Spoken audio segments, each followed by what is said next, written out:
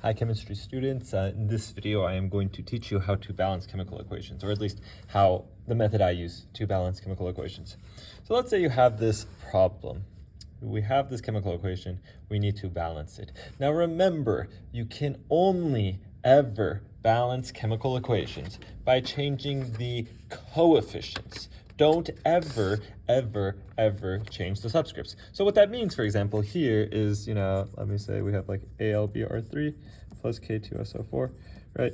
And Br plus Al2SO4, 3.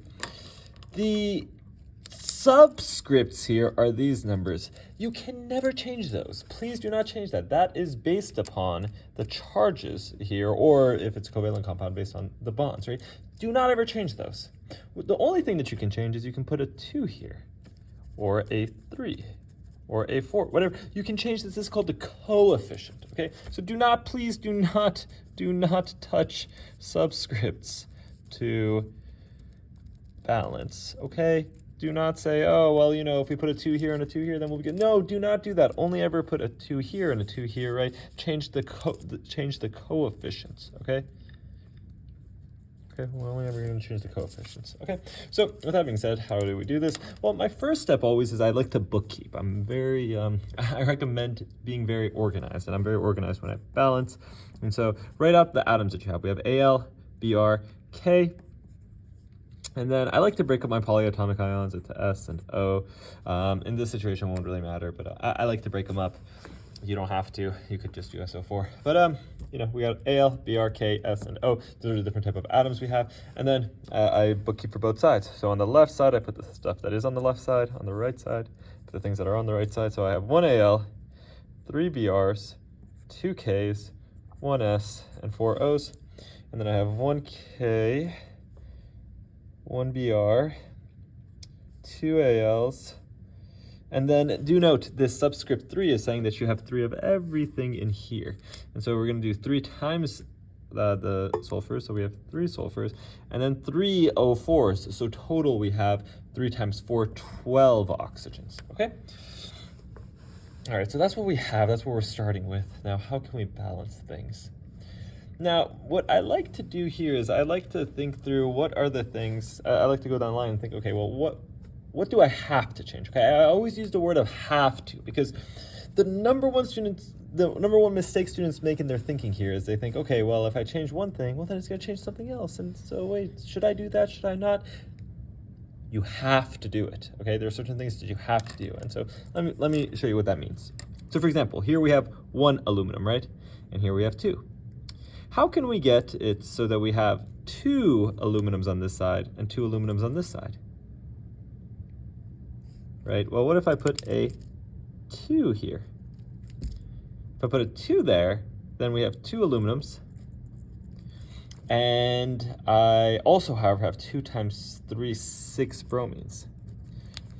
Now, you might be saying, okay, well, shoot, but we don't want to have more bromines. But the problem is, did you have any choice? Was there any other way to make sure that you have the same number of Als here as you do here? No, right? The answer is no, you had to. You had to put a 2 here in order to have 2 aluminums to match up with the 2 aluminums here. Right? You had to. There was nothing you could have done. Right? And so, yes, that is going to create 6 bromines, but please, you had to do it, right? You had to. Think have to. And so here we have to do that. Keep going, keep going. Trust that it's going to work out in the end, okay? So, all right, here we have 2 Ks, and here we have 1. So what do you have to do? You have to put a 2 here. We put a 2 there, now we also have 2 Brs. But the problem, as we can see, right, is if we do that, well then our Brs aren't balanced, right? So actually, I need to do something else. I need to change this not just to 2, but how can we make 1 into, we want it to be 6, right? We can only do that by putting a 6 here, right? So if I put a 6 there, now I have 6K, which is annoying, and we'll have to deal with it, but, and 6 Brs. And so, okay. Now this is good, but this isn't good. All right, we got 6 Ks and 2 Ks here. How can we make sure we have 6 Ks? Well, if you put a 3 here, now you have 3 times 2. That is 6Ks, but now you also have 3 S's and 12, 3 times 4, 12 O's. And you might say that's bad, but wait, oh, look. That's good, that's good, that's good, that's good, that's good. And look, now everything is balanced. This is your balanced chemical equation. So that's how to do a simple one like this. Now let me give you one more example. It's a little bit harder. My regular chemistry students, I wouldn't give you something like this, but AS, this is definitely an AS-worthy problem. Let's take a look here, where we have N, H, and O. Now let's balance it. We got 2 nitrogens and 2 hydrogens, 1 oxygen. We got 1 nitrogen, 3 hydrogen. Actually, we have 2 nitrogens and 1 oxygen. And so we have an issue. Yeah, these hydrogens, right? We got to try to balance those.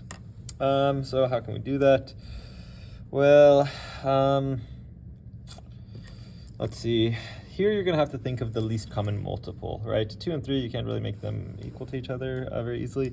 So, but what if 2 and 3 can both become 6, right? That's the least common multiple, the smallest number that they both can become. And so here you can make this into a 6 by putting a 3 there, and you can make this into a 6 by putting a 2 there. And so if we do that, we get now we have 6 hydrogens, right? 2 times 3, but we also have now 3 nitrogens, and we also have 3 oxygens. And so that is not good. How can we make, now the question is, should we go for the nitrogen or for the oxygen first? Now, what I'm going to recommend to you is to do the thing that you have to do first. Meaning, for example, the nitrogens, do you see how there's 2 nitrogens here, right? And so there's kind of 2 pivots, 2 ways of moving around. Here instead, you only have 1 oxygen, right? So there's only one thing we can do here. We can put a 3 here, and then we'll have 3 oxygen, that's balanced. Now, of course, I changed this to 5, right? But please, remember, do what you have to do, okay? Don't go for the other thing, because otherwise it's not going to work out. Do what you have to do. When you have an option, do what you have to.